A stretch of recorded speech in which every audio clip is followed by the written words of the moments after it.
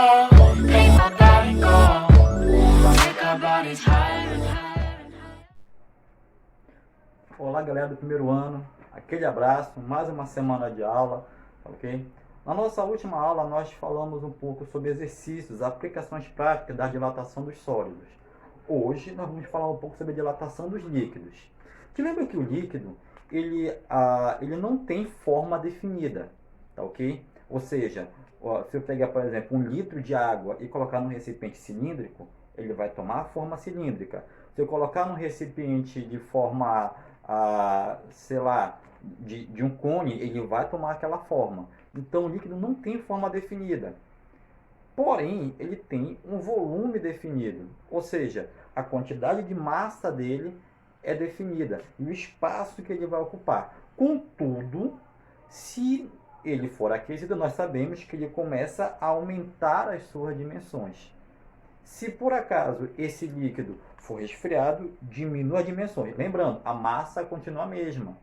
O que aumenta é o espaço entre as moléculas, se ela for aquecida devido à sua vibração, e diminui o espaço se ela vibrar menos, porque a energia cinética é menor.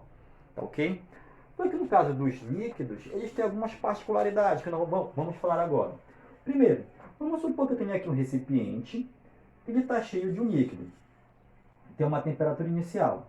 E aí eu começo a aquecer esse líquido. Te lembra que para aquecer esse líquido, eu vou ter que aquecer o recipiente, tá? O vasilhame a qual está inserido esse líquido. Então, na hora que eu aqueci, que eu aumentei a temperatura, vai aumentar tanto, tá, as dimensões do líquido, volumetricamente falando, como também do recipiente que envolve ele. Então, o recipiente aumenta de tamanho e o líquido também. E tu vê que começa a escorrer uma parte do líquido. E por quê, professor? Porque normalmente o líquido ele dilata mais do que o sólido. Professor, e por quê? Aí você vai lá para a química.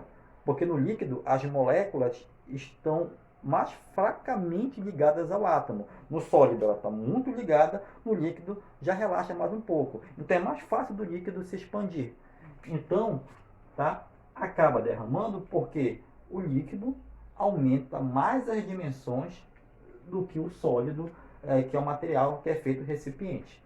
Então, esse líquido que começa a escorrer, nós chamamos de dilatação volumétrica aparente. Pessoal, por que aparente? Porque aparentemente parece que só dilatou isso aí. Se esquentou e derramou isso, é porque foi isso que aumentou. Não foi só isso que aumentou, porque também o vasilhame aumentou de tamanho. Então, o que escorre é só uma parte daquilo que aumentou. Mas, para quem está olhando, aparentemente, parece que aumentou só isso aqui. Tá bem? Beleza. A variação desse volume, tá? A dilatação volumétrica dele, nós vimos nas aulas anteriores, é dada por V0, que é o volume inicial, o gama, que é o coeficiente de dilatação volumétrica, que vale 3 vezes o alfa. Você lembra que geralmente a tabela que vem é o alfa. E se você for trabalhar o volume, tem aquele alfa e multiplica por 3. Tá? Vezes o ΔT, que é a variação da temperatura. Beleza. Mas lembra que eu falei? Isso aqui é o que derrama, é o que aparentemente aumentou. Mas não é o que realmente aumentou. Então, eu coloquei até aqui, olha. A dilatação volumétrica real desse líquido que está aqui vai ser o quê? O ΔV aparente, ou seja, o que derramou, mais a dilatação volumétrica do recipiente. Então, se eu quiser saber quanto mesmo aumentou esse líquido, eu vejo quanto que aumentou o recipiente, e aí eu vou fazer a conta lá do sólido, mais o que derramou. E aí eu tenho realmente a dilatação volumétrica real do líquido. Tá ok? Beleza. Mas tem um probleminha, meus queridos. Um tal de comportamento anômalo. Pessoal, o que é um comportamento anômalo? O nome já diz, é algo anormal, fora dos padrões. Porque o que é o normal? É você aquecer um líquido e ele dilatar. É você resfriar e ele contrair. Mas existem situações que isso não acontece. É o caso da água, que é o mais famoso, tá? Do ferro, do bismuto, o germânio também acontece isso. Mas bora falar da água, que é o mais comum, tá? Esse comportamento anormal, ele ocorre quando a temperatura está entre 0 e 4 graus Celsius, tá? Então vamos lá. Vamos supor, tá, que eu estou com um vasilhame com água, tá? E eu começo a resfriá-lo. Coloco na geladeira. Se começa a diminuir a temperatura, o volume também diminui. Porque está dizendo aqui, olha, eu estou diminuindo o volume, também diminuindo a temperatura. Porém, quando chega nesse intervalo entre 0 e 4 graus, diminuindo o volume da água, chegou em 4 graus, e isso vai até 0, ela começa a dilatar. Professor, e por que isso acontece?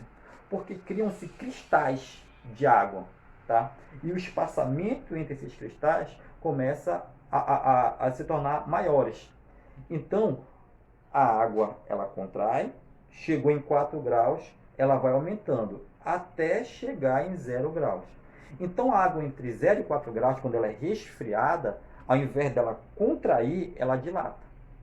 É por isso que, por exemplo, quando você compra refrigerantes e você vê que tem um espacinho ali entre o refrigerante e a tampa. Aquele espaço ali é proposital, porque quando você põe na geladeira e ele chegar entre 0 e 4 graus, aquele refrigerante vai começar a dilatar. E se não tiver aquele espacinho, a garrafa tende a explodir, tá?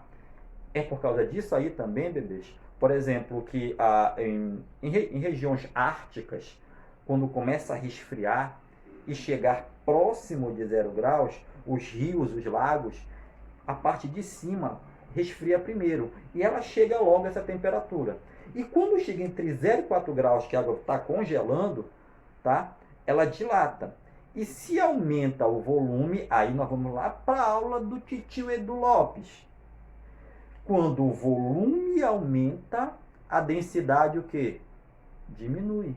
Porque volume e densidade são inversamente proporcionais. Professor, eu não entendi. Simples.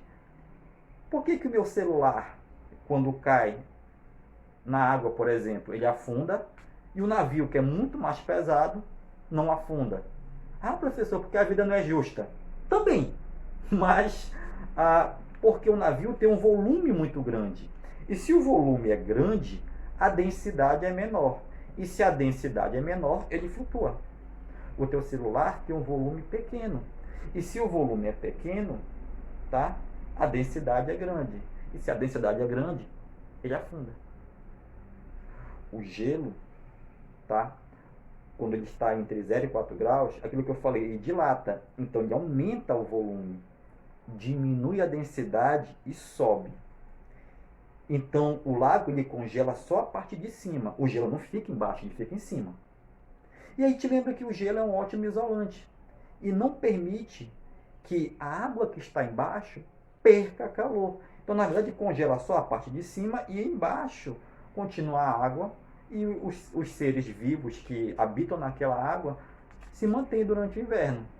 Se não acontecesse isso, se o gelo afundasse, o que iria acontecer? Ele iria esmagar o que estava embaixo ou iria congelar tudo. E aí todo mundo ia morrer. Tá? Iria morrer o peixinho, iria morrer as algas, iria morrer a Ariel, o Sebastião, o Aquaman, todo mundo ia ficar congelado. Tá certo? Então tome muito cuidado para esse comportamento anômalo da água. Tá bem? Não te esquece, vou trabalhar a dilatação volumétrica, eu uso a fórmula do volumétrica lá dos sólidos também. Tá? O que escorre aparente, dilatação aparente, e a dilatação real é a aparente mais o que aumentou aqui. Então, a dilatação real, dilatação aparente, mais a dilatação do recipiente.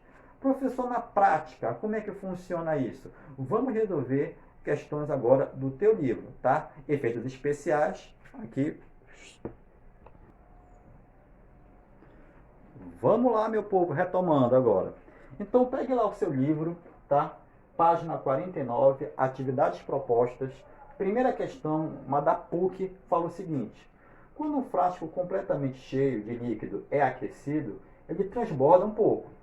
O volume de líquido transbordado mede o quê? Te lembra que na hora que ele aquece, aumenta o frasco, mas o líquido aumenta mais ainda. A pergunta aqui é o que é aquele líquido que derrama, tá? Letra A, diz que a dilatação absoluta do líquido. Te lembra que não é, que a dilatação absoluta, que é aquela real, é o que caiu mais o que dilatou o frasco, ok? A letra B fala que é a dilatação absoluta do frasco. Não, eu não quero saber o quanto que o frasco dilatou, eu quero saber aquilo que foi derramado do frasco. Letra C, dilatação aparente do frasco. Será que o que derrama é uma dilatação aparente? É, professor, é. Mas do frasco? Ah, não, professor, é do líquido. Exatamente. Então, por isso que a resposta certa é a letra D, tá? É a dilatação aparente do líquido, tá certo? Então, aquilo que derrama é o que aparentemente aumentou o líquido. Te lembra que é aparentemente, porque o total é o que derramou mais o que aumentou o frasco, que já seria a dilatação real. Ok? Entenderam? Essa é muito fácil. Peguem lá a questão 10. A 10 já está lá na página 50. Só virar aí a página. Vamos pegar aqui, botar bem aqui a questão 10. Tá? Eu não vou copiar aqui porque ela é muito grande. Eu vou ler aqui para vocês. Tá? Ela é uma questão do Enem. Tá? Caso você não saiba.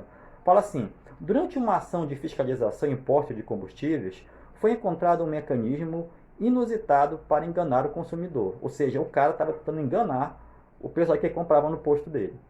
Durante o inverno, o responsável por um posto de combustível compra álcool a 50 centavos o litro, a uma temperatura de 5 graus Celsius.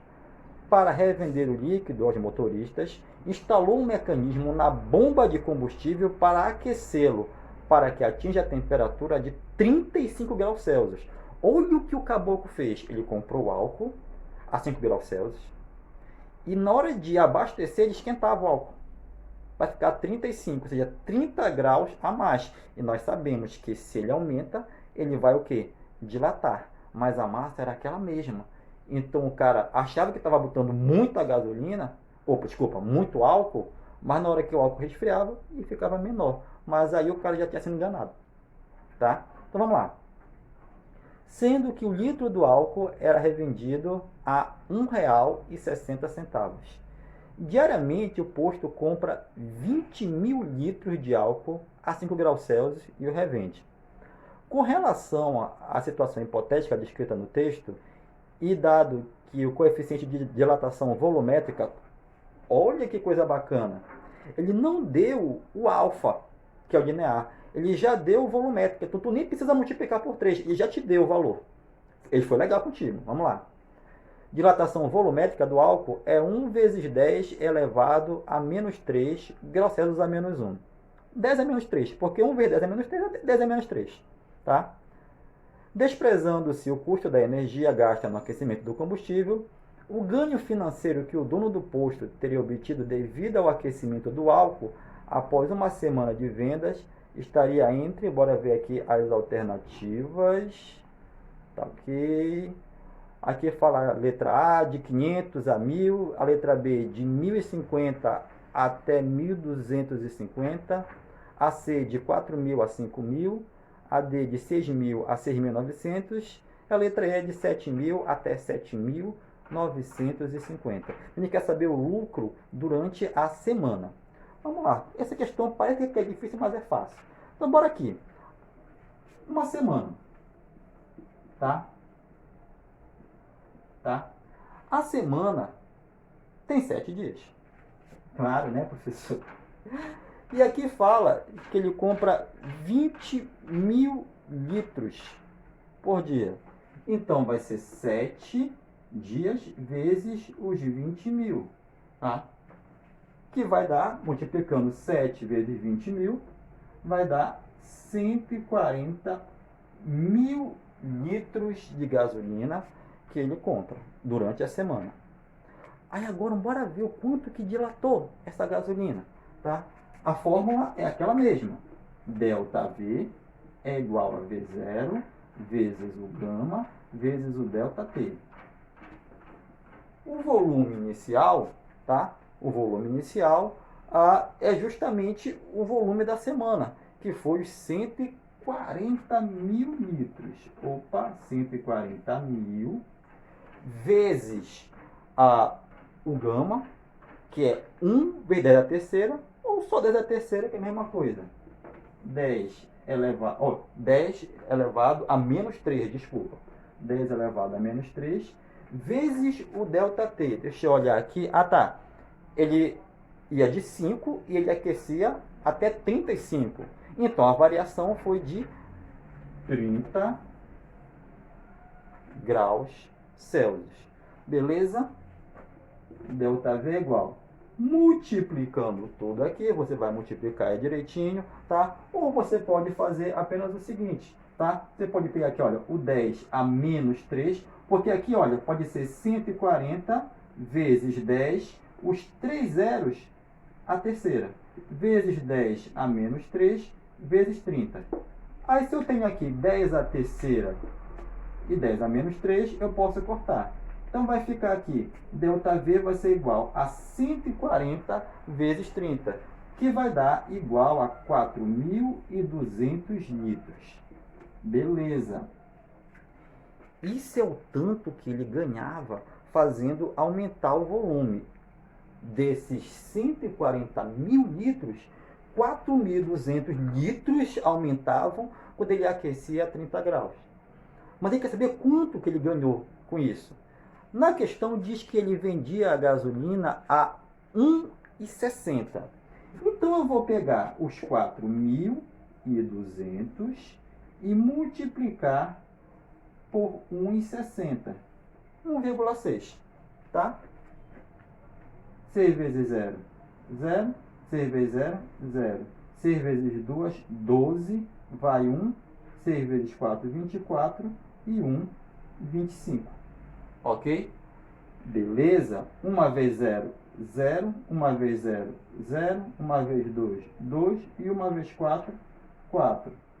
Somando aqui, 0, 0. 2 mais 0 é 2. 5 mais 2, 7. 2 mais 4, 6. Como aqui tem a vírgula e tem um número, aqui também vai ter a vírgula e um número. Então, neguinho, ele lucrou R$ 6.720.